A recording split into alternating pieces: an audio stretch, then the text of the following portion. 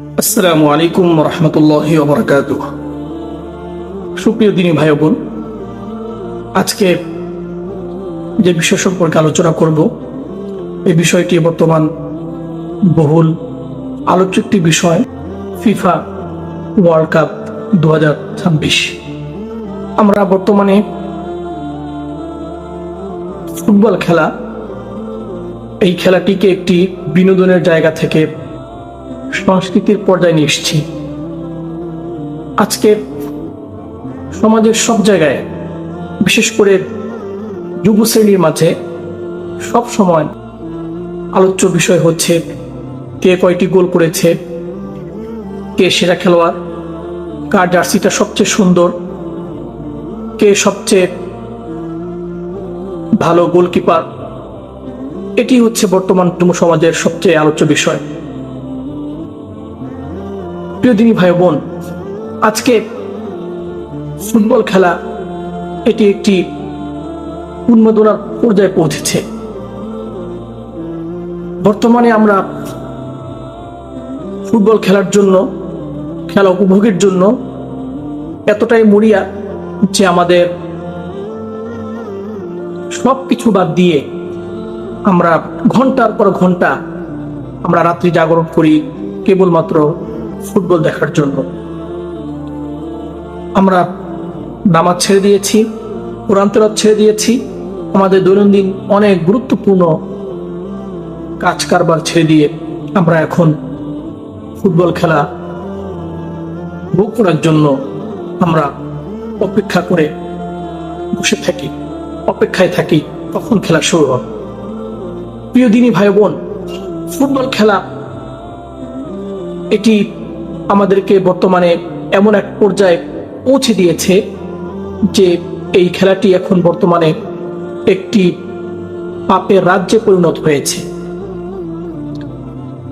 এই ফুটবল খেলাকে কেন্দ্র করে বর্তমানে বিভিন্ন ধরনের জুয়ার আসর জমে উঠেছে, বিভিন্ন পাপাচারের দ্বার উন্মুক্ত হয়েছে এই ফুটবলকে কেন্দ্র করে।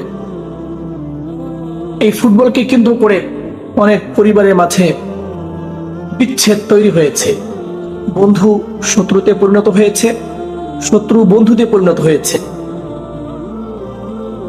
এই ফুটবল খেলাকে কেন্দ্র করে বিভিন্ন জায়গায় মারামারি, কাটাকাটি, ঝগড়া বিবাদের অসংখ্য সংবাদ পাওয়া যায়।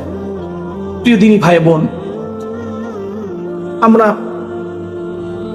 ফুটবল খেলা দেখতে দেখতে আমরা প্লেয়ারদেরকে রসি প্রশংসা করছি, অথচ রাসূল করিম সাল্লাল্লাহু আলাইহি ওয়াসাল্লাম ইরশাদ করেছেন, ইযা মুদিহাল ফাসিক গদিবা রাব্বু ওয়াহতাজ্জা লাহুল আরশ।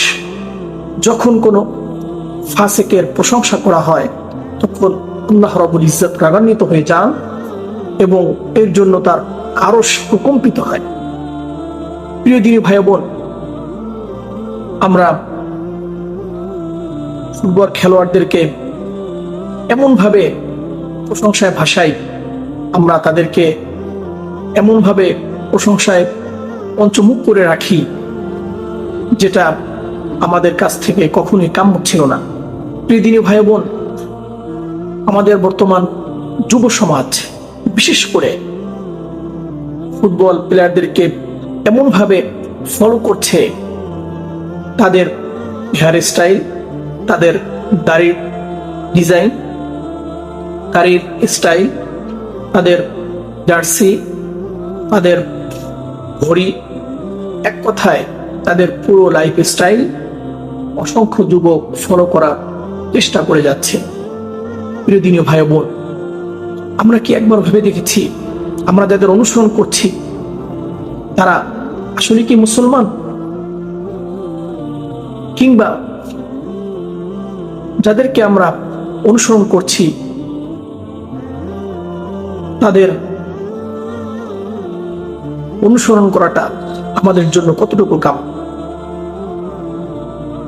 আমরা তাদেরকে যেভাবে নিজেদের মননে, মগজে, সর্বাঙ্গে আমরা জড়িয়ে নিচ্ছি, এটা আমাদের জন্য খুবই দুঃখজনক। আজকে আমরা ফুটবল খেলোয়াড়দের পোশাক, তাদের জার্সি আমরা গায়ে জড়াই, আমাদের অফিস, আমাদের বাসা বাড়ি, ফুটবল খেলোয়াড়দের পতাকা অনুযায়ী পতাকা রঙে আমরা সাজাই আমাদের রাস্তাঘাট, আমাদের বাড়ির ছাদ, আঙ্গিনা, বিভিন্ন জায়গায় আজকে আমরা তাদের পতাকা বহন করছি। তাদেরকে আমরা এমন ভাবে প্রমোট করছি যেন তারা আমাদের আইডল, এবং অসংখ্য যুবক তাদেরকে আইডল হিসেবেই গ্রহণ করছে। অথচ রাসূল করিম সাল্লাল্লাহু আলাইহি ওয়াসাল্লাম ইরশাদ করেছেন, মান তাশাব্বাহা বিকওমিন ফাহুয়া মিনহুম, যেই ব্যক্তি যেই সম্প্রদায়ের যেই দলের অনুসরণ করবে কিয়ামতের দিন সে তাদের অন্তর্ভুক্ত হবে। প্রিয় দিনী ভাই বোন, আমাদের কি এখনো ভাবার সময় হয়নি? আমরা কি এখনো সতর্ক হব না? আমরা কাদের অনুসরণ করছি?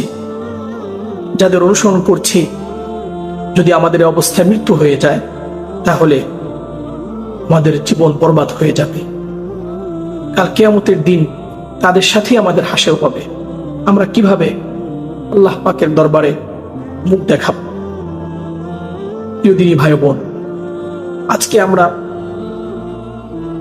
এই বিনোদনকে, এই খেলাকে এমন ভাবে গ্রহণ করছি যে আমাদের বাচ্চারা 10-12 জন, 20 জন, 50 জন খেলোয়াড়ের নাম অনায়াসে মুখস্থ বলতে পারে, কিন্তু দেখা যাবে একজন নবীর নাম আমাদের সন্তান আজকে বলতে পারে না, 4 খলিফার নাম বলতে পারে না, 4 জন ইমামের নাম বলতে পারে না। অথচ একজন মুসলমানের সন্তান সে অনায়াসে একাধিক খেলোয়াড়ের নাম ঝরঝর করে বলে ফেলছে। এটা আমাদের জন্য খুবই দুঃখের বিষয়, এটা আমাদের জন্য খুবই পরিতাপের বিষয়।